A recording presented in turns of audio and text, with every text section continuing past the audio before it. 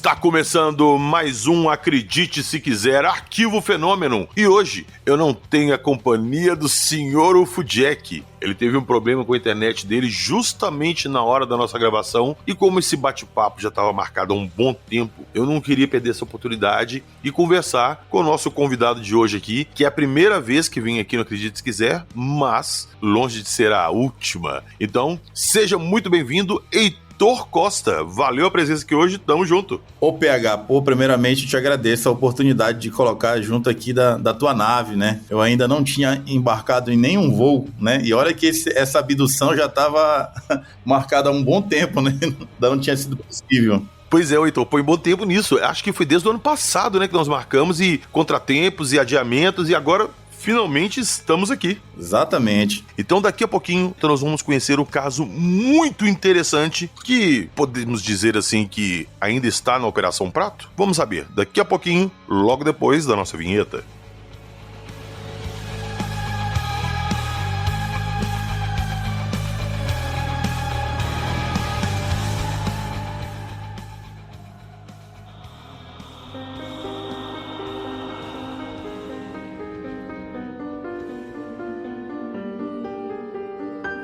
Avistamentos inexplicáveis, SNI, maçonaria, Super 8, seres extraterrestres.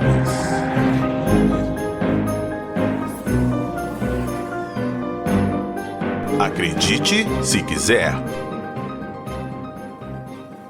Como ocorreu a sua participação na Operação Prato? Companheiro, eu fiz uma porção de missões, professor, essa. Nunca vi na vida o OVNI, nunca tinha visto. Eu fui para trabalhar realmente, porque fui indicado como chefe de uma equipe, entendeu? Mas eu fui para trabalhar, mas não levava muita esperança de ver, não, entendeu? No princípio eu não acreditava. Eu sou tipo São Tomé, quero ver para crer. Inclusive, companheiro como o Freitas disse para mim, pô, tu já viu? Não. Eu não vi, pô, na minha equipe, pô, eu vou mentir, pô. Não falo mentir, pô. Então, conclusão, quase no final, eu fui para São Domingo do Capim. Passou um OVNI lá. Eu fui para lá e dei sorte e vi. Agora eu não quero que ninguém acredite em mim, claro. Eu vi, estou convicto que vi, bati algumas fotos, foi entregue à comissão nossa, né? Quer dizer, eu tenho um trabalhozinho aí, mas esse trabalho, para mim, recompensou. Eu vi uma coisa que eu nunca tinha visto na vida. Essa é a recompensa maior. E o trabalho que eu fiz, e graças a Deus deu certo.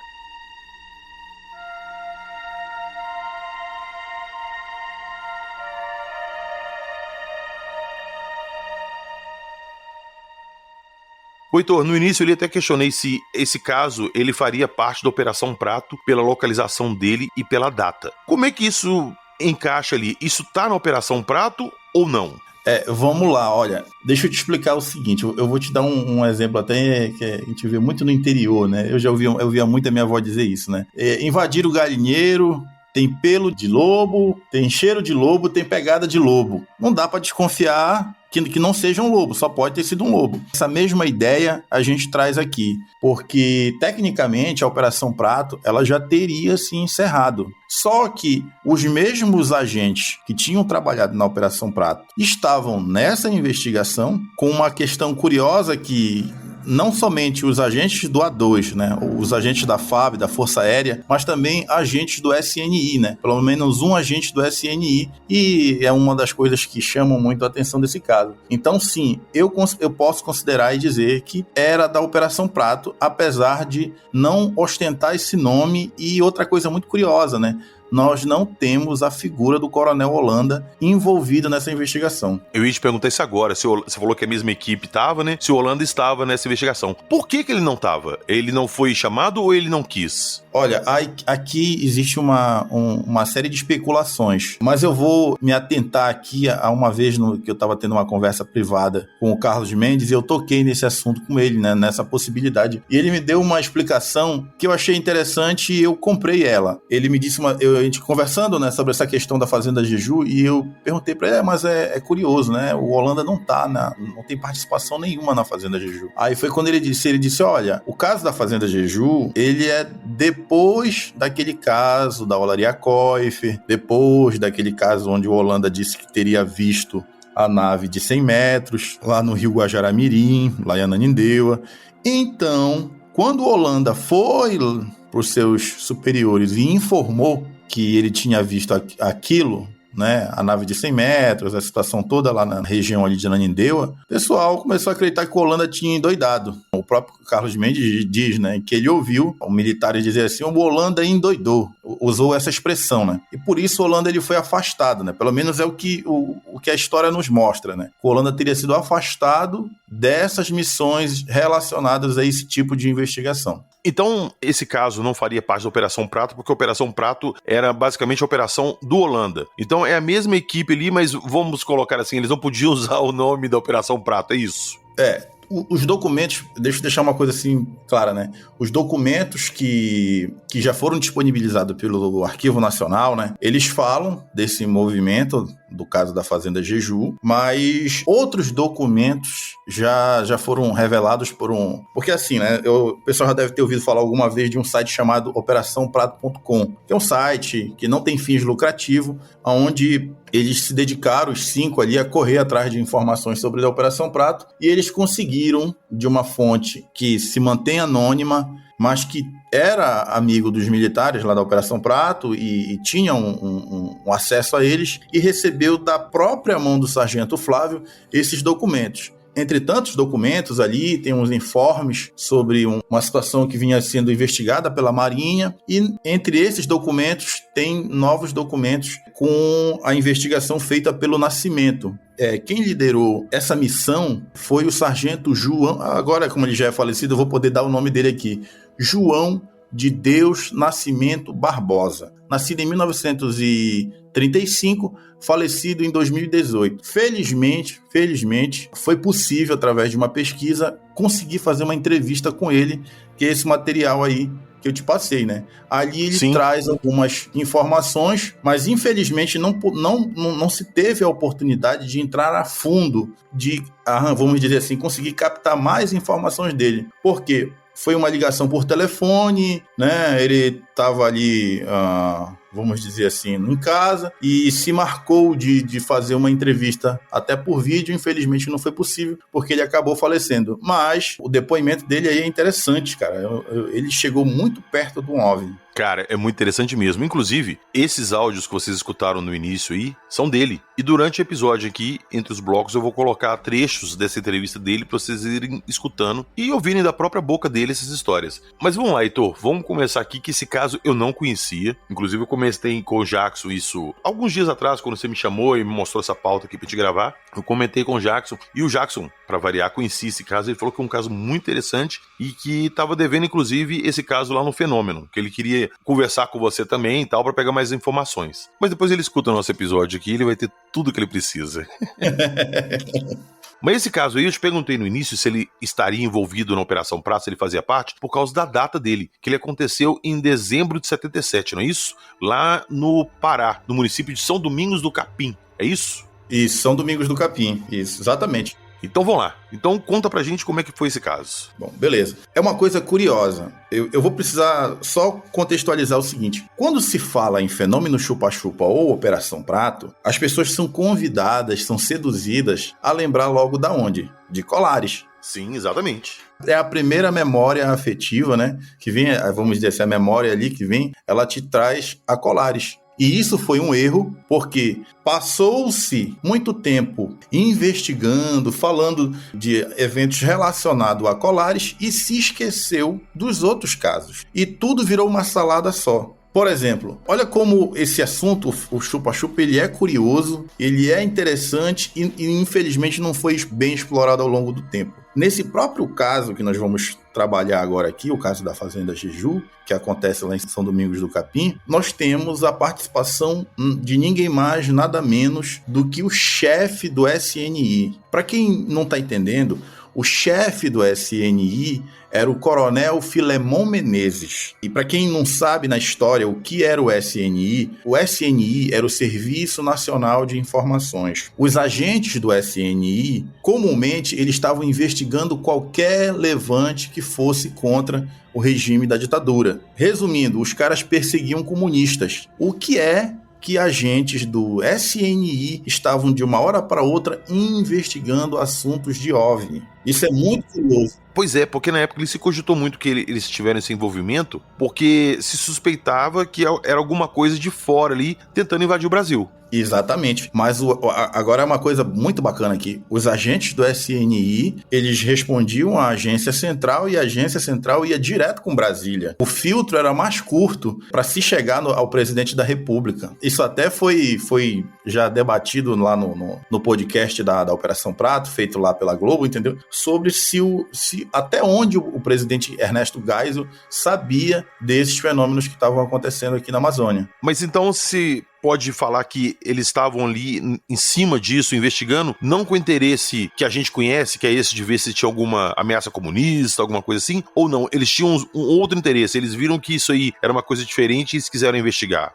Eu vou te responder com o que o Bessa me respondeu uma vez por telefone. O Jorge Bessa é um agente do SNI, tá? Não tem nada a ver com o assunto que a gente está investigando, mas ele era agente e participou da Operação Prato. O SNI estava ali para investigar tudo. Entendi. Entendeu? Tava ali para investigar tudo. Qualquer coisa que fosse fora do normal era para ser investigado. Mas não dá para deixar um quê no coração de cada um de nós de curiosidade. Afinal de contas, né? Um órgão da inteligência estava se interessado nisso. E estava enviando informações para Brasília. Cara, falar que eles não sabem do fenômeno, falar que eles não olham para isso com mais atenção, é mentira, né? Porque eles sempre estiveram de olho nisso, eles sempre estiveram investigando isso. Exatamente, tu captaste muito bem a minha mensagem. Inclusive, PH, tem uma coisa curiosa aqui. Tu lembras que quando o Holanda deu aquela entrevista dele para a revista UFO, ele disse que os agentes do SNI estavam por mera curiosidade? Você acredita que era mera curiosidade? E eu te digo mais, o Holanda não mentiu, o Holanda foi enganado. Ele achava que era por mera curiosidade, mas os agentes não passaram. Isso aí é opinião minha, tá, gente? Os agentes passaram para ele essa ideia. Não, nós vamos lá só para ver. Não era nada disso. Eu acredito que quando começaram a chegar os relatos extraordinários dentro dos quartéis, no caso dentro do quartel ali do primeiro Comar, o Camilo pegou e disse assim, olha, bora colocar uma outra equipe junto aqui para ver se esses caras não estão mentindo. Eu suspeito que o Camilo desconfiava do Holanda e desconfiava do Flávio. É uma opinião minha. Por isso ele colocou esses agentes do SNI e nesse caso da Fazenda Jeju, essa ideia vai se reforçar e ao longo da história eu vou te explicar por quê. Você está ouvindo o Arquivo Fenômeno.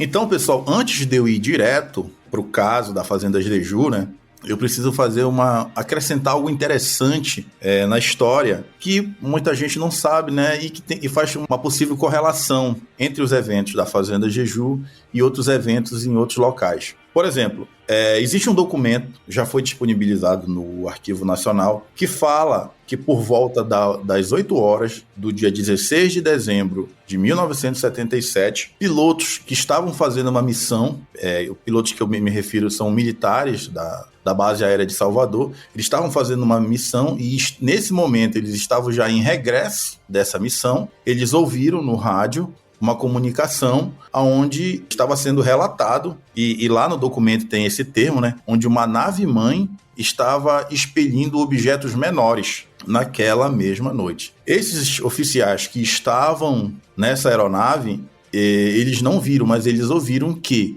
os tripulantes de um Boeing teriam visto essa estrutura maior expelindo esses veículos menores, né? Porém, eles mesmos, mais à frente, ainda naquela mesma noite, por volta de 8 horas, eles chegaram a ver. Eles não chegaram a ver o objeto expelindo objetos menores, mas eles viram aquele clarão enorme no céu e o detalhe é contado nesse documento que foi despachado da base aérea de Salvador. Foi despachado ali no dia 23 de dezembro, tratando esses eventos do dia 16. Eu passei aí pro PH essas informações, vocês vão poder analisar, né? Ver se tem ou não tem uma grande correlação informação.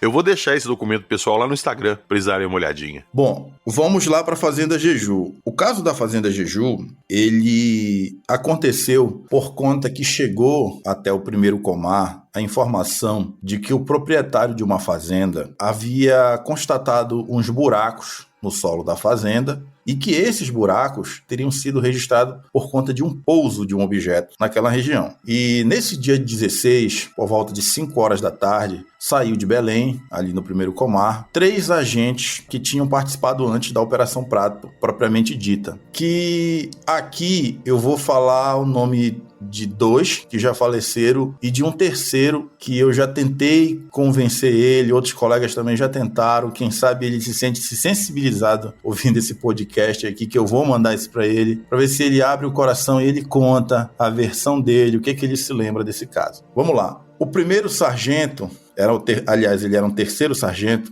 que era o sargento Álvaro Pinto, faleceu de problemas cardíacos. O outro sargento era o chefe da missão, dessa missão específica, que era o sargento João de Deus Nascimento Barbosa, o Sargento Nascimento, esse mesmo que vocês acabaram de ouvir na introdução desse podcast. E um terceiro, que eu não vou citar o nome dele aqui, mas o nome de guerra, o que consta nos documentos, que são públicos, é o Sargento Pinheiro. Na verdade, ele não era sargento, né? Ele era taifeiro da aeronáutica. O Pinheiro é o único desses 3 agentes que está vivo e que é muito importante que ele venha a público, ou comigo, ou com outro, ou por um e-mail, ele conte a versão dele. Ô, Heitor, por acaso esse último que está vivo é um que mora no sul do Brasil? Não, que mora no sul do Brasil é uma pessoa receptível pra caramba, gente boa por demais, que é o sargento Moacir Neves de Almeida. Nos documentos da Operação Prata, ele é o Luciano Gomes, o codinome dele. Moacir, ele mora no litoral do Rio Grande do Sul. É porque eu sabia que tinha alguém que se envolveu na Operação Prata, nas operações, que morava no sul. Ele mora aqui no sul. Tem um outro que mora em Natal, né? E esse foi mais difícil, nem sequer respondeu nada, uma vez que eu entrei em contato com ele. Mas nós temos alguns agentes que estão vivos, entendeu? Esse específico da Fazenda Jeju, ele mora em Belém, mora no centro de Belém. Quando eu estava gravando ali o podcast da Operação Prata, eu fui até a porta da casa, do prédio dele, interfonamos para lá, ele atendeu a ligação, conversou, mas disse que não tinha nada para acrescentar e já fazia muito tempo e desligou o telefone na minha cara e na cara do produtor da Globo, entendeu? Eita!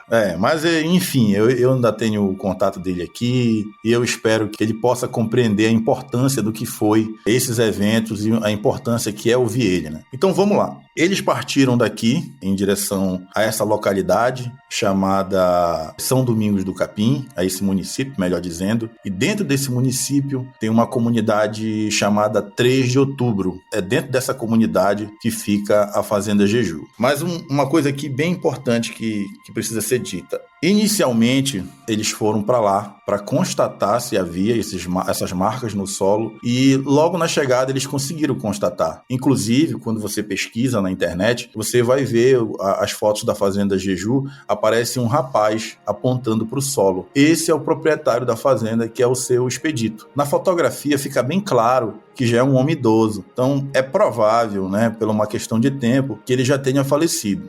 O que aconteceu? Eles passaram a noite ali, tiveram um avistamento, mas o mais interessante estava para acontecer ainda. Era por volta, mais ou menos assim, de meia-noite, 1h, como os relatórios apontam ali, faltando pouco para dar meia-noite, quando eles interceptaram um OVNI. E eles começaram, dentro da viatura descaracterizada da aeronáutica, a perseguir esse objeto. E, meu querido, ele fez as manobras que esse OVNI fez em frente a esses oficiais, foi uma coisa bizarra. Porque, assim, de acordo com... Eu vou ler tecnicamente e eu vou depois explicar, né? O que eu vou ler aqui é um documento da Operação Prato, um documento que já foi disponibilizado, e diz exatamente assim, abre aspas, corpo luminoso se deslocando a baixa altura, 400 metros, no sentido noroeste para sudeste. Ficou parcialmente encoberto pelas árvores e a equipe se deslocou na viatura para o ramal principal, a fim de melhor fotografar o objeto. O objeto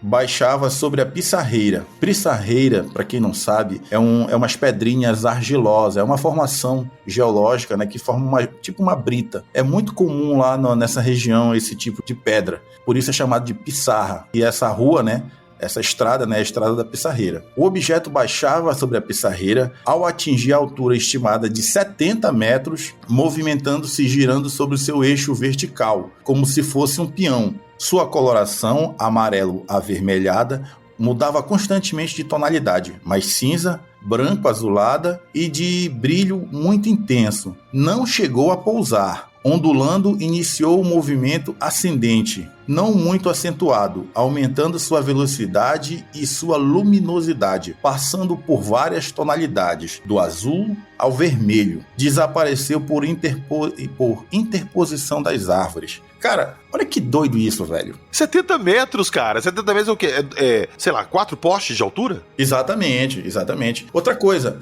quem está escrevendo isso aqui não é um ufólogo, e não teria nenhum demérito se fosse um ufólogo também. Mas o que eu quero dizer é que não é ninguém interessado em ufologia. É alguém que foi ali para escrever um relatório de forma técnica. E no primeiro dia que os caras chegam lá, esse negócio acontece. Aí, assim, isso é o que diz o relatório, né? É claro, né? O relatório, ele não pode conter emoção, ele não pode conter opinião. O relatório tem que estar maciçamente, de forma técnica, objetiva, claro, relatando o que eles viram, né? E uma coisa, assim, que chama a atenção foi o que você acabou de tocar no assunto aí, que foi a distância de 70 metros. 70 metros dá para ver muita coisa. E ele desceu eu acredito que aquilo era um disco. Acredito não, né? É um disco. Ele desceu dos 400 metros para 70, ficou bem perto dos oficiais e ele fez um movimento ali e ficou na horizontal. Ele ficou na horizontal e sumiu para dentro da mata. Ele baixou entre a mata e ali ele desapareceu. Cara, na frente dos caras isso. E aqui eu vou voltar na opinião do Sargento Nascimento. O Sargento Nascimento, ele que escreveu esse relatório, né? Nessa entrevista, que ocorreu quase 40 anos depois, ele diz que ele viu, né, o que parecia ser uma escotilha debaixo desse OVNI, desse objeto, que é um disco.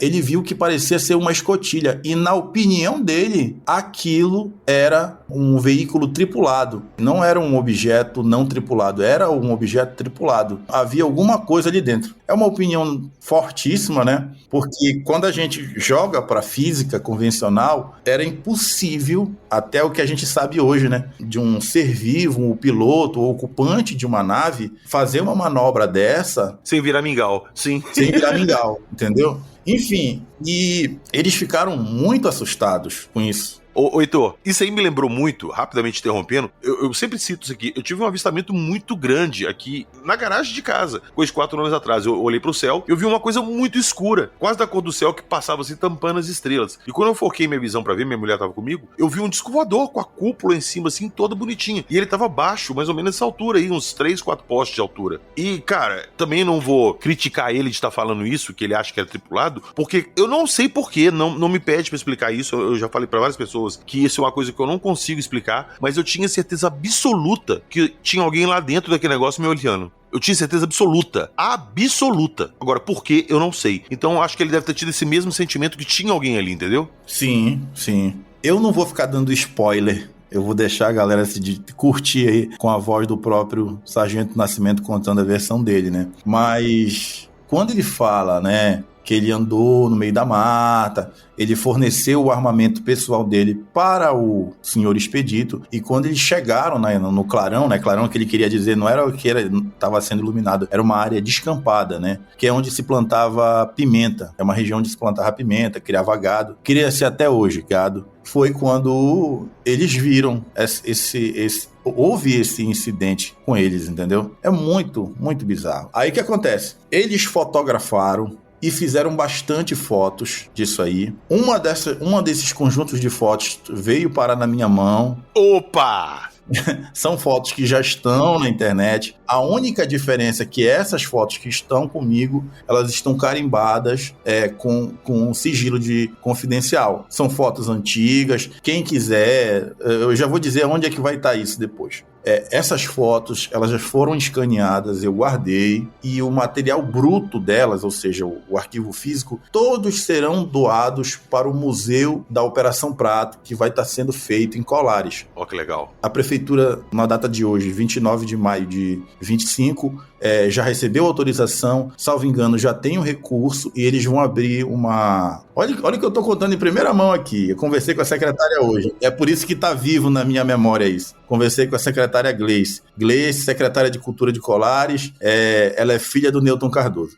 Eles vão abrir esse museu da Operação Prato, e esses arquivos eu estarei doando, porque eu acredito que eles não pertençam a mim, não pertencem a ninguém, pertencem a todos, principalmente ao povo de Colares, né, que foi o município ali que mais foi assediado por esse fenômeno, né? Ele aparece muito, é como se usa um termo atual, né? É o hotspot. Então, eu estarei doando esse material em um negativo antigo, onde mostra fotos do filme da Operação Prato. Esse negativo foi esse que explodiu na internet ano passado. Que virou um filmezinho que eles fizeram IA, não foi isso? Isso. Esse material está em minha posse, um trecho dele, a outra posse está no Andrei, lá do Mundo Freak podcast, e a gente se comprometeu. Tudo isso e outras coisas que podem vir será tudo destinado ao museu. Porque vamos ser sinceros, meu caro PH, daqui a 100 anos eu não estarei mais aqui, você não estará mais aqui, mas existirão outros pesquisadores que precisam dessas informações,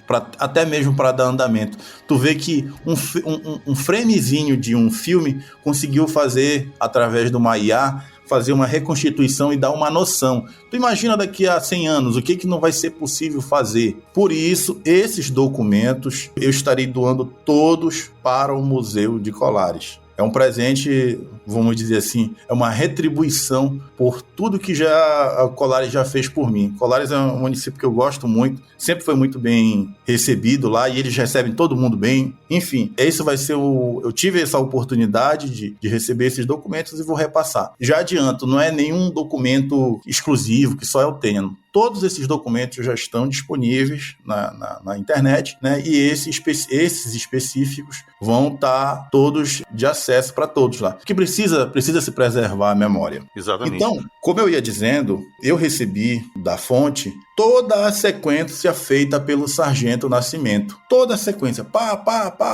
Todos os disparos que ele fez. Inclusive, eu até tenho uma opinião parecida com o do Daniel Rebice. Eu acho que ele já desceu do carro disparando, entendeu? Disparando ali para tentar fotografar o objeto. Então, eles fizeram essa coleta de materiais e foram para o primeiro Comar. Não é preciso ser nenhum gênio para ter certeza de que quando isso caiu no ouvido do Coronel Camilo, o Camilo ficou abismado, porque se ele teria afastado o Holanda por não estar acreditando no que o Holanda estava relatando, o Nascimento assumia uma outra missão e vinha com algo tão extraordinário quanto. Putz, cara, imagina, eu vou afastar esse cara aqui porque ele tá falando umas coisas muito absurdas pra mim. Aí manda um outro cara pra investigar, o cara volta falando a mesma coisa.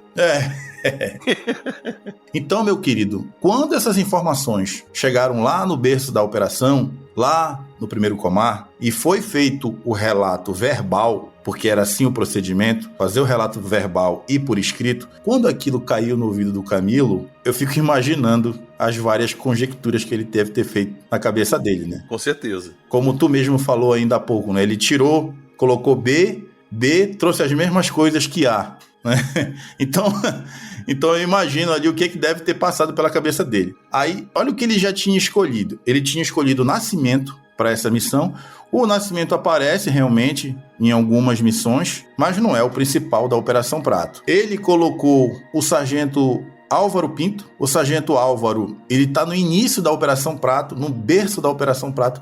No começo era o Flávio, o Moacir Neves de Almeida e o agente que é conhecido como Walter, né? Que é o Álvaro Pinto. Eram esses três. Aqui, no caso da Fazenda Jeju, ele colocou de novo o Nascimento e colocou ali o Taifeiro, que nos relatórios é conhecido como Pinheiro. Colocou esses três agentes. Os caras foram e trouxeram esses materiais. Cara, eu desconfio, sinceramente, que ele ficou agoniado com aquilo, porque isso aconteceu no dia 16. Quando foi no dia 20, ele mandou para lá ninguém mais, ninguém menos que o próprio chefe do SNI, Coronel Filemon Menezes. Ô, Heitor, ele deve ter pensado, tipo assim, eu mandei um cara e ele voltou falando umas coisas aqui que eu não acredito ser verdade. Mandei uma outra pessoa e ela volta falando a mesma coisa. Eu preciso de alguém lá que eu possa confiar no que ela vai me contar, mesmo que seja a mesma pessoa. Então eu vou mandar essa pessoa que é da minha confiança. Acho que deve ter sido isso que ele pensou. É exatamente essa linha de raciocínio que eu sigo. Eu não consigo pensar de outra maneira. A lógica me convida a crer nisso. Agora, no dia 20,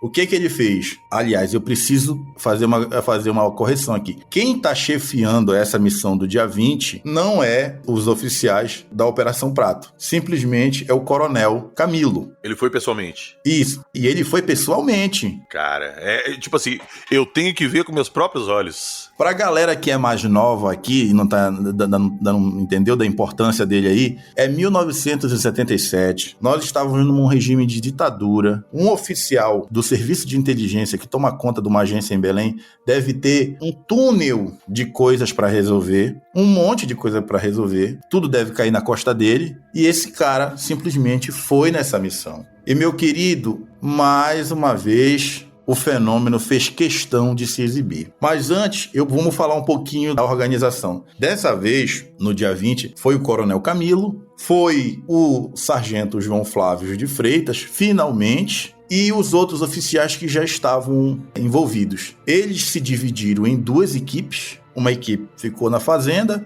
outra equipe foi para um local chamado Pissarreira. Não foi o mesmo espetáculo, porém, dessa vez o OVNI passou por cima da cabeça deles, a uma distância, segundo o relatório, de 1.500 metros. Entendeu? De novo, o fenômeno fez questão de se exibir para esses oficiais. Ô, Heitor, o Holanda, ele citou algumas vezes que ele tinha a impressão que esses objetos e seres, seja lá o que for, vigiavam eles. Diz que para onde eles iam, esses seres apareciam também, como se eles estivessem sendo... Eles estavam lá para vigiar eles, mas eles estavam, na verdade, sendo vigiados. Olha, faz todo sentido, porque, olha só, né? Calhou deles, no dia que eles chegaram, esse fenômeno aconteceu com eles. No dia que eles chegaram lá, no dia 16, simplesmente fez essa exibição.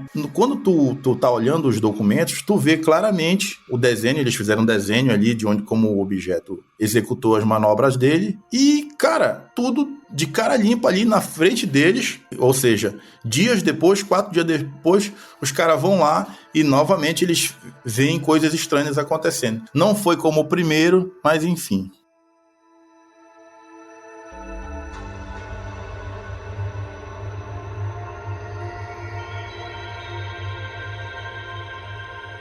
O senhor poderia detalhar esse avistamento? Como eu te falei no começo, eu não acreditava, pô.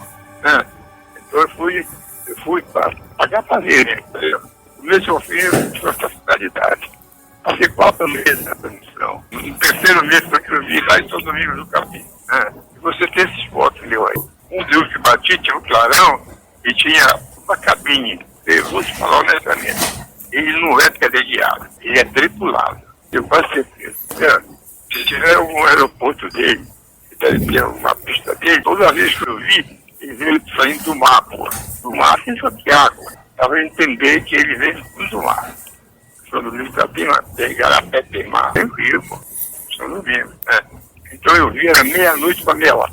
Eu tinha foto de tudo quanto era a nave que você pensava. Conclusão, nesse dia que eu vi, eram 11h30 da noite, entendeu? 11h30 para meia-noite. Eu tive a prioridade de ver primeiro. Né? Essa fazenda aqui, a fazenda que eu digo é de 24 cabeças de gado. Passei a noite, cara, que ele disse pra cá dele, não. Passei a noite cara, aqui fora. Na primeira noite de madrugada, meia-noite e meia, 11h30 por aí, apareceu essa organização. Né? Aí ele queria saber, eu queria saber o local. Onde ele poderia ter pousado, porque ele garantia o cidadão lá, que pousado em algum lugar, dentro da mata. Né? Aí ele não queria ir, não queria convencer ele ir, de todas as garantias para ele, até ameaçada ali para ele, entendeu? Para poder ir comigo, porque ele estava a ficar seguro, pô. Né? Aí convenci ele, foi, passamos caminhando dentro do mato, porque 1h30 mais ou menos, 1h30 caminhando no mato fechado. É como se estivesse andando na pista 3 horas. É dobrada. Você tem que saber para ligar em tudo. Essa pista de céu, tudo que você tem que aprender. Aí, conclusão, nós fomos lá, encontrei um clarão enorme. Lá nós encontramos. E 3 furos no solo. Profundidade e tamanho. Ele pousou realmente lá. Está lá o buraco, para quem quiser ir. Inclusive peguei o cidadão lá e botei ele no ponto, apontando para o buraco. Né?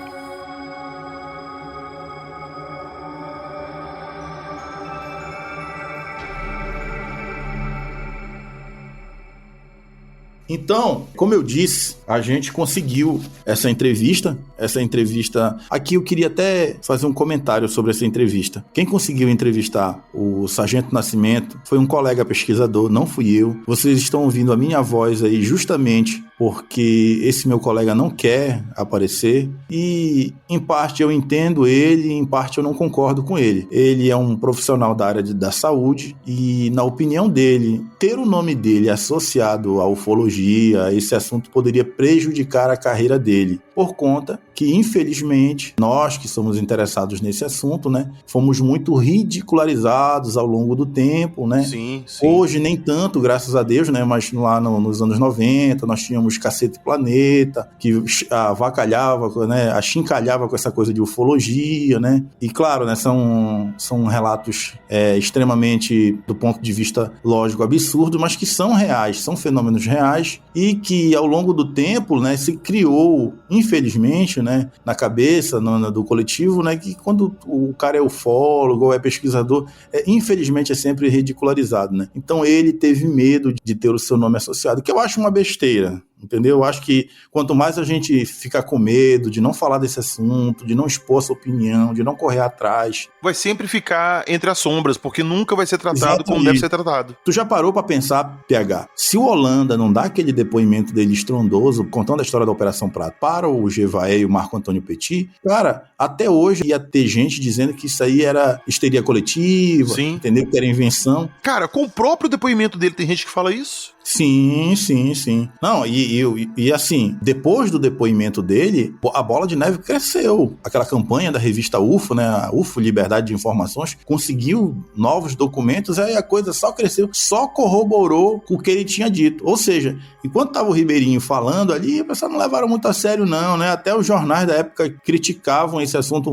Teve um título do jornal que saiu, Chupa-Chupa só gosta de mulher. E fazia uma matéria ali tentando denegrir a imagem do fenômeno, entendeu? Enfim, mas foram coisas que, graças a Deus, que ao longo do tempo foram possíveis de se corrigir. A pessoa pode até não acreditar, e isso é um direito, mas deixar de reconhecer que alguma coisa muito estranha, muito absurda, que foge à lógica aconteceu ali, não dá pra negar. Aconteceu sim, com certeza. Sim. E, então, te perguntar, minha curiosidade é mais sobre Holanda mesmo. Porque Holanda, ele viu muita coisa ali, assim, surpreendente, saca? Principalmente ele, que no início ele tinha uma visão mais cética, chegou lá, ele mudou a cabeça dele totalmente. E ele foi afastado depois, porque, igual você falou aí, provavelmente acharam que ele tava ficando maluco e tal, pelas coisas que ele falava. Depois que ele foi embora, e pouco tempo antes dele dar entrevista pra UFO, ele falou que começou a receber visitas de seres na casa dele, falando coisas pra ele e tudo. Você acha que ele realmente passou por isso? Ou isso mexeu com a cabeça dele a tal ponto dele ter aquele tipo de síndrome do contactado? Olha, eu apostaria nessa síndrome do contactado, entendeu? Porque eu converso com outros oficiais que tiveram junto lá com Holanda e os caras seguiram uma vida boa. Não tiveram nenhum tipo... O próprio Moacir. E olha que o Moacir é espírita, né? O Moacir Neves de Almeida, ele é espírita. E eu perguntei pra ele, tem uma pergunta lá que eu fiz assim, eu digo... Mas e o famigerado disco voador? Quando vocês viram ele? Todos os dias nós víamos discos voadores. E o próprio Moacir não tem dúvida de que são seres de outro planeta que entraram, né, no nosso planeta aqui para interagir com os nossos irmãos humanos, né, com a humanidade. Ele não tem dúvida, mas ele leva uma vida normal. Nenhum deles, então, teve algum contato extra depois que saiu dessa região? Olha, eu não posso falar por todos, porque eu, infelizmente, não pude entrevistar todos. Mas os que você conversou? Os que eu conversei levam uma vida normal. É curioso que algumas pessoas ficaram... Eu não queria usar esse termo, mas eu acho que não tem outro. Ficaram perturbadas depois de se envolverem nisso. Não somente militares, como também civis. O Holanda foi um exemplo, mas eu também vou te dar um exemplo de um civil. Eu tive conversando com um familiar do repórter Biamir Siqueira. Esse cara ele mereceu um podcast só dele. Um dia quem sabe. Ele é o cara que era responsável dentro do jornal O Estado do Pará e correr atrás dessas histórias do interior. E ele trouxe muita coisa. Inclusive aquela história, aquele caso da mulher que perdeu o bebê no mosqueiro, foi ele, o Biamir Siqueira e o fotógrafo Ribamados Prazeres. Foram eles que trouxeram essa notícia. Tá, peraí, calma. Que história é essa? Que mulher que perdeu o bebê no mosqueiro? Eu não conheço. Vou resumir aqui. Era um casal, Benedito e Silvia. Ela, se eu não me engano, tinha 17 anos e ele 16. Ou ao contrário, não lembro bem. O jornal não me corrige. Eles dois estavam dormindo quando um objeto se aproximou da casa deles, disparou um feixe de luz, atingiu ela e naquele desespero, naquela confusão, o vizinho chegou para socorrer, pegaram ela, levaram para casa do vizinho e o marido da Silvia pegou a espingarda e foi querer atirar no OVNI. O OVNI atingiu ele. Nossa, atirar em OVNI é uma péssima ideia. Aí piorou. Aí eles tinham uma cachorrinha que não era deles, era do vizinho, né? Ela resolveu defender eles e ela foi atingida com um disparo bem no centro da caixa craniana dela. E essa cachorra parou de latir. Isso é o que os jornais contam. E 47 anos depois, eu estive lá na região, eu entrevistei algumas pessoas. Não entrevistei a Silvia porque ela sofre de transtornos psicológicos por conta desse ataque. E eu pude confirmar alguns pontos e descartar outros. Fato é que lá na comunidade, né, esse assunto ainda é muito vivo. Essa comunidade lá no Mosqueiro, entendeu? Esse assunto ainda é muito vivo na memória. E eles relembram, eles fizeram exatamente o que estavam fazendo em Colares. O que era que eles estavam fazendo? Um grupo de 3, 4 famílias se reunia dentro de uma casa. Dormia todo mundo junto para ficar se proteger do chupa-chupa. E faziam ladainha, faziam reza, faziam preces, entendeu? Que eram que eles acreditavam que poderia afastar essa coisa diabólica que era o fenômeno chupa-chupa, entendeu? Tá, mas você contou aí que apareceu esse objeto lá, mandou luz nela, luz nele, no cachorro. Onde é que entra a história do bebê? Pegaram o bebê dela? Ela tinha neném? Perdão, ela estava grávida e ela sofreu esse grande choque emocional, foi pro hospital. Na ida pro hospital, essa luz acompanhou ela e, infelizmente, meses depois, ou até mesmo dias depois, não me lembro bem, ela acabou sofrendo um aborto e perdeu esse bebê, entendeu? Foi um aborto ou ela conta que foi um aborto? Foi provado que foi um aborto ou ela perdeu o feto e não sabe explicar como e atribuiu isso a um aborto? Não, foi um aborto, entendeu? A gente não tem nenhuma informação de que tenha sido de outra maneira, foi um aborto. Inclusive, eu entrevistei o marido dela, ele conta em melhores detalhes, se eu não me engano é o episódio 10, né, desse podcast lá da Globo, né? E ele conta o que ele se lembra, entendeu? E ele, como eu disse, né, reforça alguns pontos, descarta outras, e é mais um exemplo de uma pessoa, como tu me pediu aí, né, em que, devido ao ataque dessas luzes, passou a sofrer transtornos. Ela ficou transtornada com isso, e como eu já ia esquecendo, esse repórter, o que foi lá, o que trouxe essas informações de Colares, trouxe informação de vigia, trouxe informação de Mosqueiro, já na fase idosa, na fase ali pelos anos 90, próximo ao falecimento dele, ele tinha, de repente, ele tinha tremores, ele tinha visões dessas luzes, esse repórter. A filha dele, que me contou essa história, já não mora mais no Brasil, mora num outro país, né? Ela não quis se aprofundar muito nisso, até me pediu para manter em sigilo, porque aquilo que eu falei é preconceituoso, é jocoso, não é uma boa memória, não é legal lembrar disso, mas ela citou que o pai dela tinha transtornos, né? De repente ele se assustava, ele temia essas luzes. Uma coisa curiosa, né? Só quem sabe disso, né? Agora a comunidade aí do podcast. E era uma coisa que eu tinha anos depois confirmado com o próprio Carlos Mendes, o jornalista do Estado do Pará. Ele confirmou também que ele sabia dessa história. Esse repórter, né? Ficou, vamos dizer assim, perturbado com essa investigação dessas luzes. E esse repórter, ele é vivo ainda ou ele já é falecido?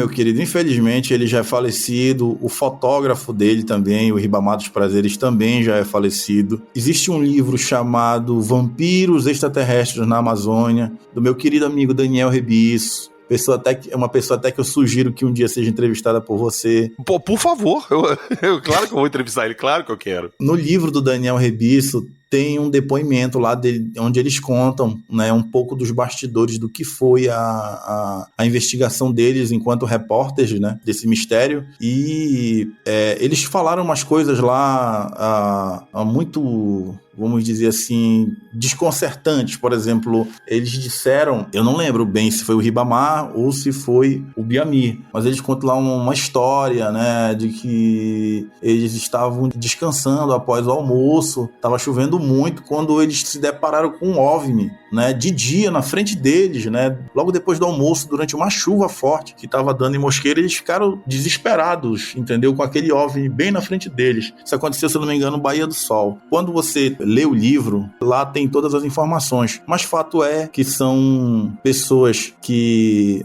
não são oficiais militares, né, mas que tiveram grande contribuição para a ufologia através do trabalho deles, registrando, fotografando e documentando esse fenômeno. Cara, isso é muito interessante. Inclusive, nessa mesma linha, recentemente eu não sabia que ela tinha feito esse trabalho e tudo. Eu conversando com os meninos lá. Os meninos, abraço, viu, Vinícius, Gustavo? Meninos, tá? Do podcast O Contato. Eles me passaram o contato da Margarida Hancock, você conhece? Já ouvi falar. Pois é, ela trabalhava em Varginha, ela era repórter de um jornal lá de Varginha. Ah, sim, é daí mesmo que eu conheço ela, isso mesmo. Exato, e ela cobriu o caso Varginha todo ali através dos olhos dela, sem viés ufológico. E ela escreveu um livro, cara, que eu tô terminando de ler aqui pra gravar com ela, e, cara, é muita coisa interessante. É muito legal quando você pega uma pessoa que não tem um viés ufológico, mas que tá ali cobrindo essas notícias, e você vê o viés que a pessoa dá pra aquela situação. Então eu quero muito ler esse livro, eu vou ver se eu consigo uma cópia desse livro, me ler, e vou entrar em contato com ele sim pra te gravar aqui, que eu quero muito saber essa história. Sim. O Daniel Rebisso, ele é um cara que é o cara mais sortudo, pode-se dizer assim, quando o assunto é investigação do fenômeno chupa-chupa. Ele é um cara que veio de Curitiba para cá, para o Pará, veio no rastro do fenômeno, o cara conheceu o Holanda, o cara conheceu o Flávio, ele entrevistou outros oficiais, inclusive o Nascimento, conversou com eles, ele recebeu o Jacques Vallée. Pô, eu não preciso dizer quem é o Jacques Vallée, né? Não mesmo. Inclusive, eu tô cheio de histórias aqui paralelas. Vou te contar uma história muito legal aí. Vambora. Uma vez, eu tava estava conversando com um oficial que ele não participou da Operação Prato, mas ele conheceu o Holanda, ele fez o curso de piloto junto com o Holanda e ele contou uma história muito interessante que depois eu acabei achando que ele estava mentindo e anos depois eu vim entender o que tinha acontecido de fato. Conversando com esse oficial, ele disse assim mesmo pra mim. Eu falei, mas o senhor se lembra do fenômeno? Ele era, sim, lembro. Todo mundo falava nisso, no rádio tava falando nisso, jornais e tal. Mas, às vezes que eu saía com o Holanda, vez ou outra tocava nesse assunto e tal. Mas olha, o Holanda era um cara doido, o Holanda era um cara fora de sério. Aí eu falei, mas como assim? O que o senhor lembra dele? Ele disse, sabe que uma vez ele pegou aquele tal de Gevaer da revista UFO e levou o cara pra dentro do Primeiro Comar e almoçou com ele dentro do Primeiro Comar e conversou com ele. Olha que doido. O Holanda recebeu um ufólogo dentro do Primeiro Comar. Aí eu fiquei pensando, realmente, né? O Gevaer, na época, era vivo. Aí eu peguei e liguei pro Gevaer. Ô, Gevaer, olha, eu fiquei recebendo uma informação, eu conversando com um oficial assim, ele me contou essa história aqui. Aí o Gevaer, não, isso nunca aconteceu, eu nunca conversei com o Holanda dentro do Primeiro Comar. Aí eu fiquei assim, então tá bom. É fake, né? Aí eu fiquei pensando assim, o oficial exagerou, né? O tempo passou, tivemos a partida do Gevaer e tudo bem, né? Morreu essa história, né? Isso nunca tinha acontecido. Agora, faz uns anos aí, né? Não, faz uns anos não, faz coisas de 1 ano e meio para 2, eu tava virando bicho, correndo atrás de informações pro podcast. O podcast Operação Prato, lá da Globo. né? E eu tava ali fuçando até lata de bueiro aí pra o que tivesse de Operação Prato eu tava. E eu tomando café na casa do Daniel Rebisso, eu perguntei, eu conversando com o Daniel Rebisso, e aí, Rebisso, como é que foi essa vinda do Valer pra cá e tal? Pô, o Valer é o Valer, cara. Aí foi que ele me disse, eu falei com o Coronel Holanda, o Coronel Holanda disse que poderia nos receber, poderia conversar, e que bastávamos nós irmos ao primeiro comar. E eles foram pra dentro do primeiro comar, cara, que doido isso. O Holanda, a tradutora do Jacques Vallée, me parece que uma outra pesquisadora, que eu não me recordo agora o nome, e eles almoçaram dentro do primeiro comar. Aí é que eu vim entender. O oficial não mentiu, ele se confundiu. Na verdade, quem entrou no primeiro comar, teve acesso às fotos, aos documentos, foi o Valer. Entendi. E com certeza, como Gevaer, Valer, e o cara não é ufólogo, não entende, ele pode ter naturalmente se confundido, porque o Gevaer e o Valer eram brancos. Põe um branco nisso. Ele confundiu. Aí que eu vim entender. Ele confundiu. Aí eu fiquei alegre. Eu digo, eu julguei mal o oficial. Eu achei que ele tinha mentido, mas ele não mentiu. Realmente, o holandês, esse cara fora de série, recebeu ufólogos dentro do primeiro comar e mostrou fotos para eles. Inclusive, ele conversou com o Valer em inglês. Eles conversaram lá dentro do primeiro comar e ele puxou uma pasta de uma gaveta lá e deu na mão do Valer. Olha, é isso aqui que eu sei da Operação Prato. Olha que doido isso, cara. Porra, cara, como que eu não queria estar junto com isso aí? Nossa, se eu queria. Olha, você não vai poder estar junto, mas você vai poder ouvir de quem estava. Eu vou falar com o Daniel Rebisso, vai ser um prazer de conversar contigo. Ele vai te contar essa história. Pô, por favor, cara, agradeço demais, por favor.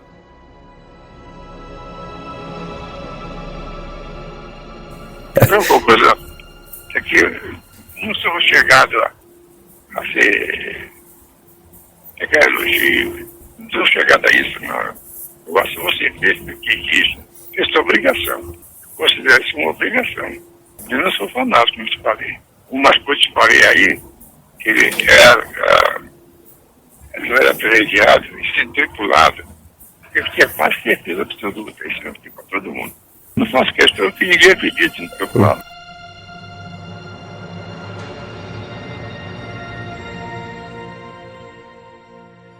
Heitor, pra gente finalizar esse primeiro bate-papo nosso, que agora eu vou te chamar muito aqui pra gente conversar, que eu sei que você tem muita coisa ainda pra gente conversar. Mas, cara, uma dúvida que sempre ficou pra mim, e hoje aqui conversando com você, eu já imagino o que tem acontecido. Quando ali o Holanda foi chamado, depois que ele fez aquelas filmagens, depois do incidente do Olaria e tudo mais, que ele foi lá no primeiro comar e relatou tudo, ele foi afastado, oficialmente a Operação Prato se encerrou. Tanto que esse caso que a gente conversou aqui hoje, eu te perguntei se fazia parte da Operação Prato. Você falou que de certa forma sim, mas não era a Operação Prato, porque a Operação Prato era um projeto do Holanda e ele não estava mais lá, então foi encerrado. Até quando essas investigações foram feitas naquela região? Isso durou mais quanto tempo? Olha, existe uma série de rumores, mas há quem diga que ela tenha se estendido até os anos 80. Documentalmente falando, não temos essa comprovação nessa região. Existem outros casos em outros lugares, mas nessa região ali de Colares, Mosqueiro, Vigia, Santo Antônio do Tal, ali o Pará, vamos dizer assim, a gente não tem, desaparece, né? Cai o número de incidências. Inclusive, foi importante você tocar nesse assunto. Quando o SNI liberou os documentos da investigação do SNI sobre o que aconteceu em Colares, é praticamente uma cópia dos relatórios da aeronáutica. Porém, tem uma coisa muito estranha nisso, e isso precisa ser dito, isso precisa ser cobrado, e eu espero que um dia venha à tona. Os relatórios da Fazenda Jeju foram escritos pelo SNI também, porém, esses documentos nunca vieram à tona. A gente não sabe. Tem que ter em algum lugar, tu há de convir comigo, tem que ter o depoimento do dono da fazenda. Não existe o depoimento do senhor Expedito, entendeu? Deve existir um relatório específico da Fazenda Jeju, que eu não sei se de repente por ter informações muito extraordinárias, né, muito ainda consideradas chocantes, não se colocou nesses relatórios. Eu não sei se isso aconteceu. Inclusive, meu caro, pode ser que o SNI tenha dado andamento nessas investigações e com a saída da FAB, da história, isso é uma possibilidade, mesmo porque eles trabalham com segmentação de informação. Para quem não está entendendo, funciona assim. Eu, o PH e outras pessoas trabalhamos numa repartição. A gente pode estar junto na mesma missão, mas tem coisas que eu sei e o PH não sabe, tem coisas que o PH sabe e eu não sei. Então, por exemplo, naquela entrevista do Holanda, ele fala que o SNI estava por mera curiosidade. Não era verdade. O SNI estava levando isso a sério e estava investigando, inclusive fotografando. Outra coisa, o Holanda, ele conta todinha a história da Operação Prato, mas ele não fala nada da Fazenda Jeju. Provavelmente, ele nem sabia da história da Fazenda Jeju. Por isso, ele não contou essa história lá. Cara, realmente, tem pessoas envolvidas ali, aquelas pessoas sabem disso e acabou. Até então, não vazava. Porque se vazar, vaza um pedacinho, mas vamos dizer assim, a estrutura não vaza. Tanto é que o que vazou foram que os documentos, aqui é minha opinião, tá, pessoal? Quem vazou a Operação Prato a nível de documentação foi o Flávio. A Aeronáutica chegou a essa conclusão, eu também defendo que Deus põe o Sargento Flávio em um bom lugar, é graças ao trabalho dele que a gente teve acesso à informação, senão isso aí era mais um documento que estava esquecido, que ninguém sabia, era a história de pescador. Inclusive, meu caro PH, nesses documentos que eu tenho um documento chamado Informe Bruto, eu tenho essa cópia original comigo. Esse Informe Bruto foi disponibilizado lá pelo site Operação Prato, que é uma investigação da Marinha, ainda em maio de 77, investigando esse fenômeno. E a gente não tem nenhum oficial da Marinha que veio a público gravar entrevista, não temos documentos da Marinha. Essa instituição possui sim informações sobre o fenômeno chupa-chupa e elas não estão liberando. Ano passado eu tive o privilégio de trabalhar junto com uma equipe que estava investigando a história da mulher da Ilha do Meio, a história da Elizabeth Berger e tal, que é uma história que, enfim, muito interessante. E uma das testemunhas que eu entrevistei, a filha do barqueiro, me foge agora o nome dessa senhora, lá de Augusto Correia, ela disse que vieram 2 homens de roupa, camisa caqui, que é aquele uniforme da Marinha, né, aquela farda da Marinha, e eles passaram a noite ali. E eles não sabem dizer o que eles estavam fazendo à noite na Ilha do Meio. Eu digo, eles estavam investigando os OVNIs. Eles passaram a noite ali, não foi atrás da Elizabeth Berg, eles estavam atrás das informações dos OVNIs. É provável que eles fotografaram, documentaram, e esses documentos estão por aí, guardados em algum arquivo apodrecendo, e nós, os patrocinadores de tudo isso, né, que somos os pagadores de impostos, não temos acesso. Cara, eu tava conversando com o Jackson, aliás, eu sempre converso isso com o Jackson, que o Jackson tá numa campanha ferrenha, porque a gente tem documentação da Força Aérea, tem documentação liberada do Exército, mas da Marinha não tem nada. E o Jackson tá numa briga ferrenha para tentar a liberação desses documentos da Marinha. Agora, eu te pergunto, por que a gente tem documentos liberados pela Força Aérea, a gente tem documentos liberados pelo Exército, por mais que estejam censurados, tá? A gente tem esses documentos. Por que na Marinha a gente não tem nada, nem censurado? Cara, tá aí uma boa pergunta. Ela realmente é uma instituição muito fechada. Mas é aquilo, né? Nós temos o direito, né, de ter acesso a isso. A gente sabe que eles têm. E o que nos resta, por enquanto, é ficar cobrando. Eu sei que o país está bombardeado com uma série de problemas. Eu sei disso. Mas o nosso trabalho, enquanto pesquisadores, é ficar cobrando. Ficar cobrando. Exatamente. Né, até em algum momento. Porque, assim, uma vez eu conversando com o Carlos Mendes, a gente estava conversando sobre a situação dos filmes da Operação Prato, que já foram classificados, reclassificados, eles, tudo quanto é classificação já sofreu em cima desse assunto e eles não liberam. Já disseram que não tinha mais documento para liberar, aquilo que a gente já ouve do governo há muito tempo, né? Mas se não fosse esses documentos que foram vazados lá pelo Sargento Flávio, eu acho que nem esses documentos que nós temos hoje, a gente ainda não tinha acesso. A gente tem acesso porque alguém vazou que não era para ser vazado. Não é porque foi liberado. Entendi.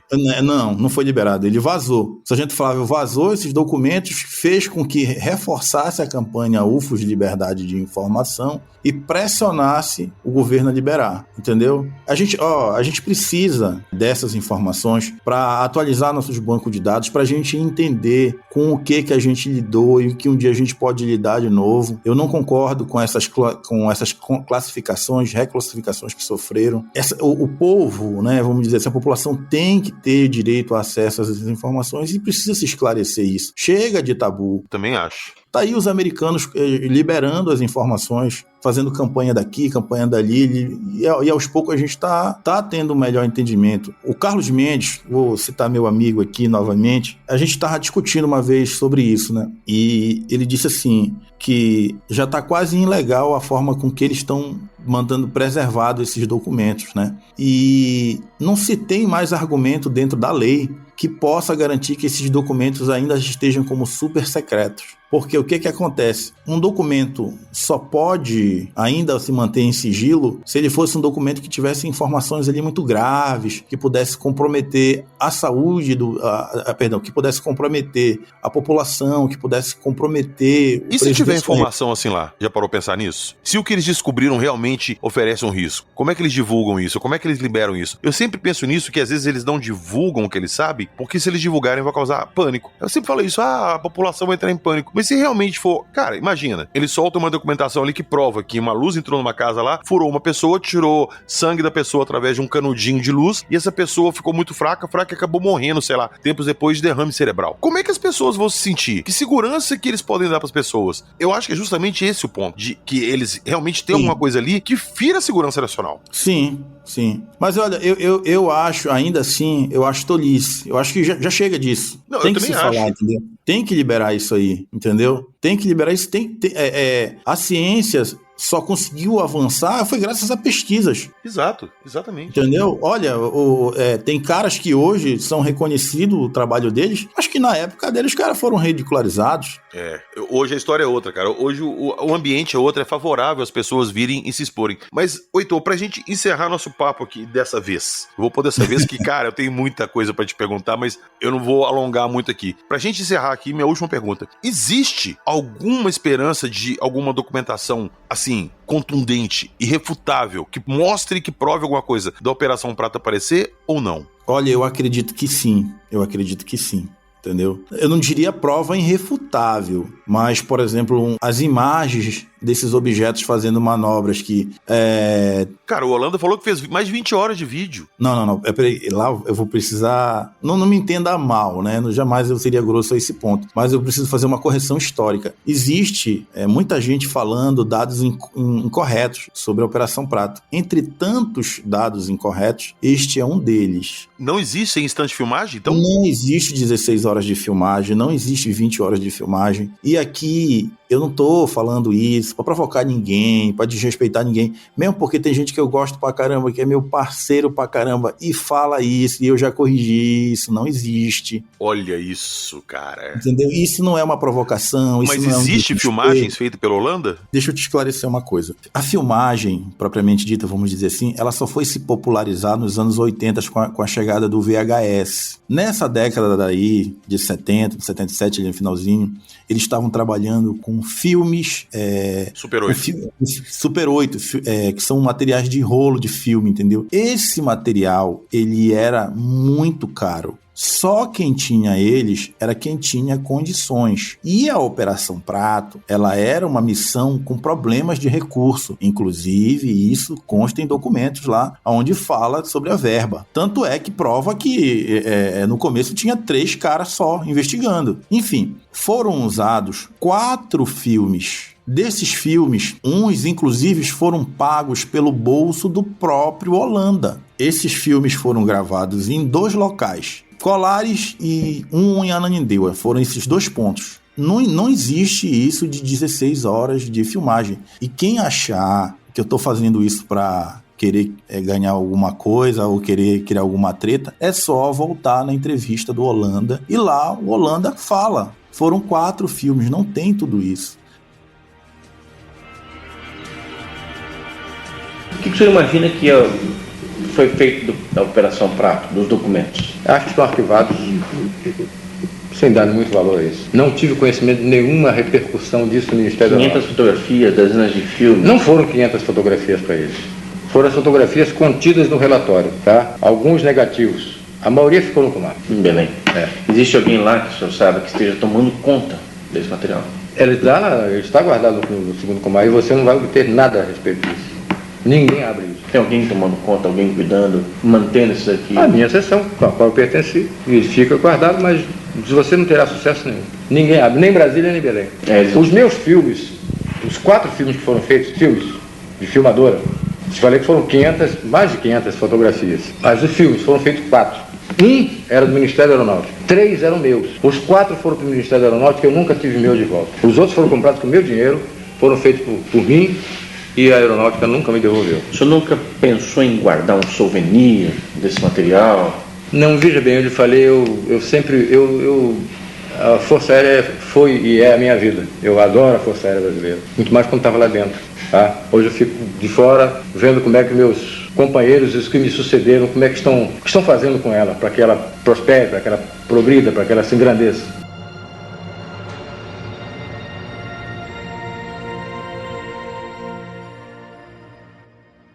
A Operação Prato, ela tinha dificuldades. Ela não estava ali com a pompa, não, entendeu? Não existe isso de 16 horas. Tá, mas o Holanda fez filmagens, então. Poucas, mas fez. Quem auxiliou nessa parte de filmagem foi o irmão de maçonaria dele, que foi um civil que se envolveu nessa história, que era o Milton Mendonça. Milton Mendonça era um cinegrafista da TV Liberal em Belém. Foi ele que trouxe para o Pará esse conceito de filmagem, né? As primeiras filmagens das televisões paraenses foi graças ao trabalho do Milton Mendonça. Ele era irmão Rosa Cruz do Holanda, congregavam na mesma loja, e ele levou ele para fazer esses filmes. Ele filmou com uma filmadora que era emprestada do dono de uma empresa chamada Kovacs. Ele forneceu essa filmadora e o Milton fez filmagem, o piloto civil, agora eu vou me lembrar o nome dele, rapaz, tem muitos personagens, eu acabo esquecendo o nome de um ou outro, é natural. Foi o Milton Mendonça que fez algumas filmagens, como o próprio Holanda conta, mas também o Ernesto. Esse Ernesto, eu vou falar o nome dele correto, é Virgílio Arantes de Melo. Então, só pontuando e corrigindo o que precisa corrigir. Quem filmou os filmes da Operação Prato foi o Milton Mendonça, que tinha domínio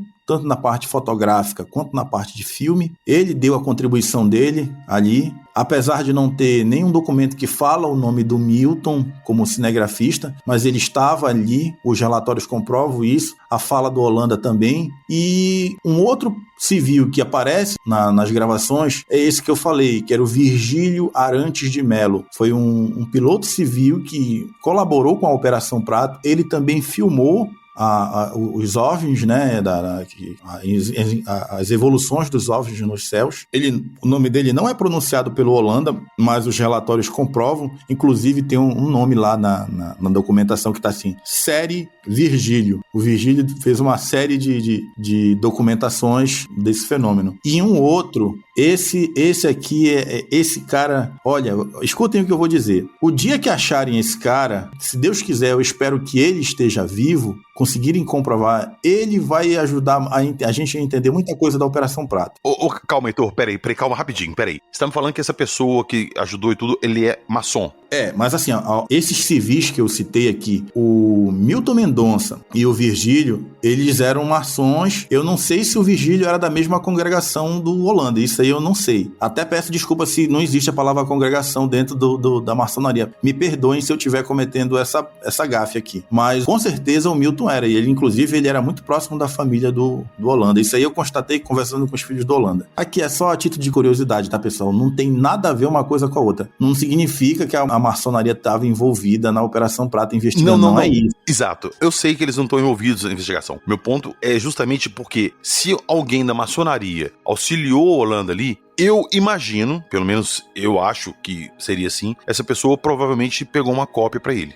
A galera que tá escutando a gente aqui escutou semana passada o episódio Segredos da Maçonaria que eu lancei. E eu conheci, por uma grande coincidência assim da vida, eu conheci uma pessoa muito grande da maçonaria que me contou várias coisas, vários segredos da maçonaria. Inclusive, eu tô até arrepiado. Eu gravei com ele com a voz dele alterada porque ele não queria se identificar das coisas que ele tava falando. Então, Senhor incógnito, eu sei que está me escutando. Você já sabe o que eu vou te pedir. Você vai olhar isso pra mim. Você vai vasculhar os seus irmãos aí na maçonaria e você vai conseguir informações disso pra mim. Heitor, pra você e pros ouvintes, eu prometo. Eu vou a fundo nessa história e eu vou trazer novidades. Aguarde. Pra ajudar na pesquisa dele, eu vou até fornecer aqui algumas informações. Por favor. O proprietário, aqui é uma opinião minha, tá? O proprietário da Olaria Koifer, onde deu aquela história que teriam visto um ser saindo de dentro da nave, que isso precisa ser contado aqui em outro momento. O dono da Olaria, o Paulo Koifer, ele era maçom. Oh, meu Deus do céu!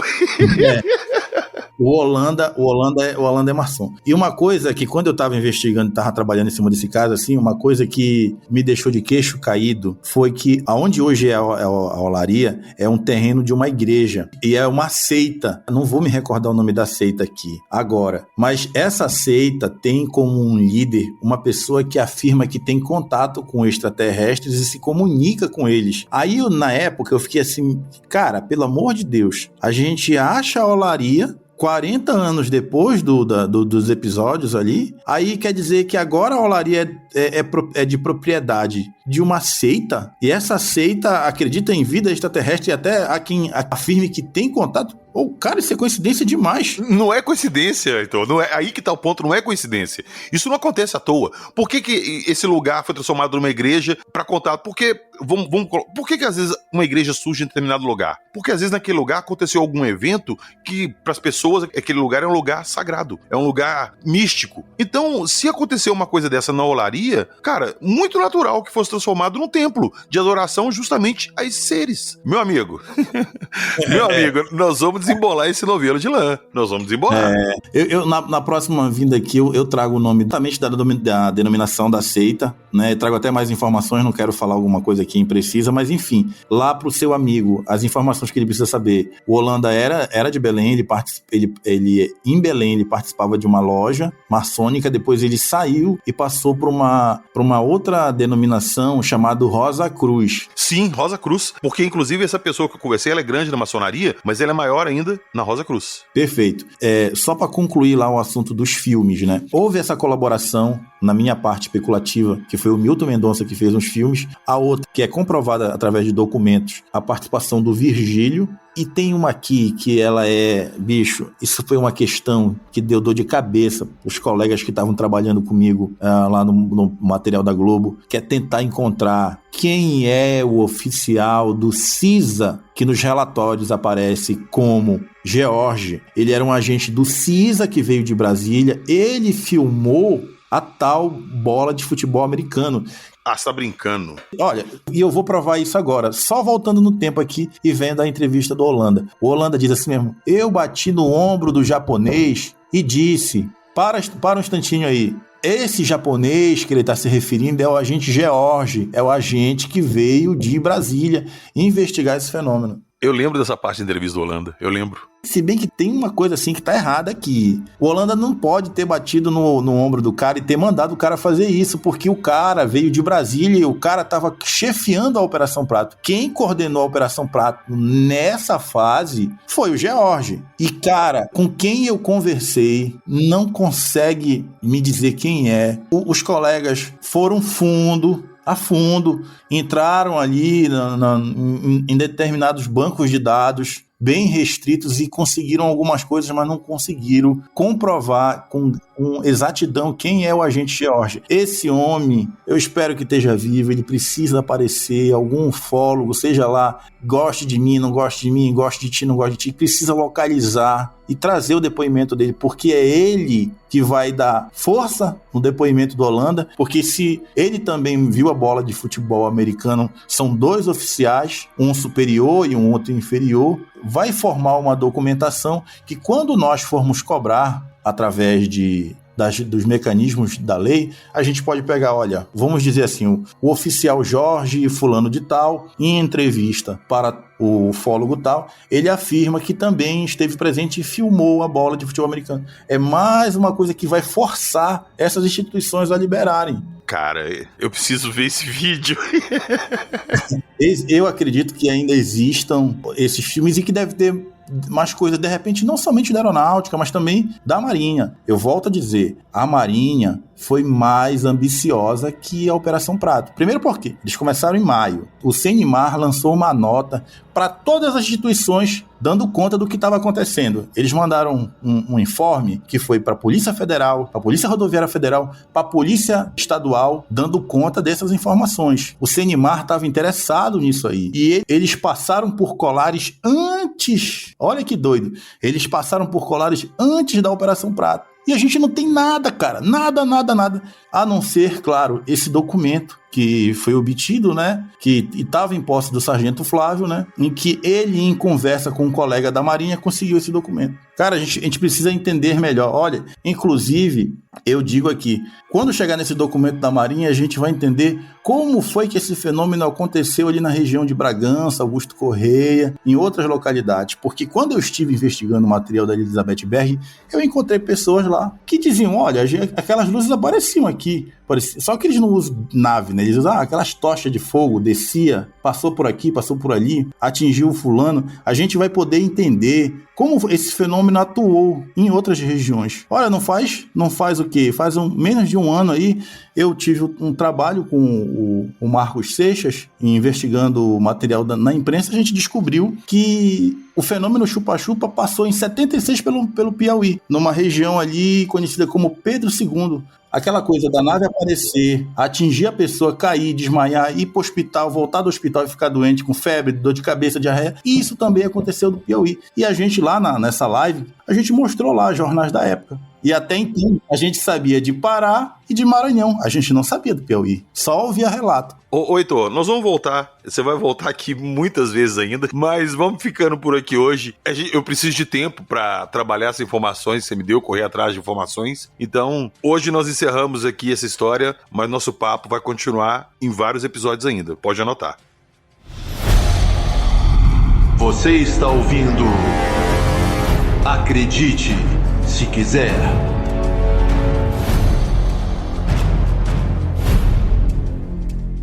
Então foi isso. Hoje, acho que, apesar de a gente ter lançado vários episódios aqui sobre Operação Prato, esse aqui a gente não pode nem falar assim que é da Operação Prato, mas pra mim está sim dentro dela. E, Heitor, te agradecer muito, mas muito mesmo a conversa aqui hoje. Eu poderia ficar batendo papo com você aqui horas discutindo isso. Então você já tá mais do que convidado pra voltar aqui, meu amigo. E eu espero que da próxima vez que você voltar aqui, eu tenha algumas informações novas pra te passar, que eu vou fazer minha pesquisa, vou fazer meu deverzinho de casa aqui. Então, muito obrigado pela conversa de hoje, pelas informações que você trouxe. Tamo junto demais, meu amigo. Sinta-se abraçado com o abraço de urso e fique à vontade aí pra divulgar pessoal seu trabalho, onde eles encontram o material seu, sua pesquisa. Fique à vontade. Meu querido PH, sou eu que agradeço. Agradeço também já, falando mais uma vez, te pedindo desculpa. Gente, o PH me procurou bastante, ele insistiu bastante, já era para me ter gravado isso há muito tempo. Só que, infelizmente, eu estava numa mudança, estava com alguns problemas pessoais e não foi possível, no momento hábil que ele precisava, eu gravar. Eu só consegui hoje. Antes tarde do que nunca.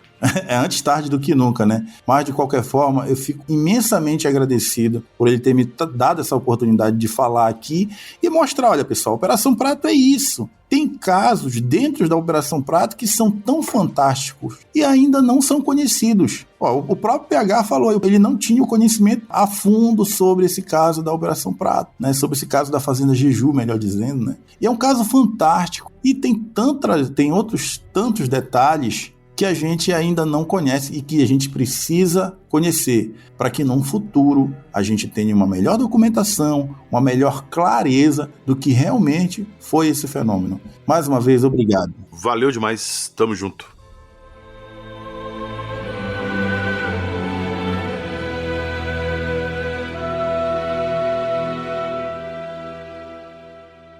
Como sempre, eu vou deixar na descrição do episódio aqui o link do canal do Heitor, o Na Rota das Luzes, que tem muito material lá da Operação Prato. O Heitor tá sempre fazendo um trabalho de pesquisa, sempre aprimorando, sempre trazendo mais coisa para colocar no canal. Então fiquem de olho. E lá na descrição do episódio também tem um link para o nosso Apoia-se, nosso Patreon. Por enquanto, que dentro de no máximo 2 semanas nosso site vai estar no ar. E tudo que vocês fazem no Apoia-se e no Patreon vocês podem fazer no nosso site, que também vai ter uma loja com action figures, bustos de extraterrestres, miniaturas, várias coisas, camisas, canecas, livros. Então fiquem de olho que o nosso site já está para entrar no ar. Valeu, nos vemos na próxima semana com mais histórias inacreditáveis, pesquisas incríveis e coisas inéditas da ufologia. Estamos sempre pesquisando. E não se esqueçam que aqui nós só trazemos as histórias, as notícias, as informações. Acredite se quiser.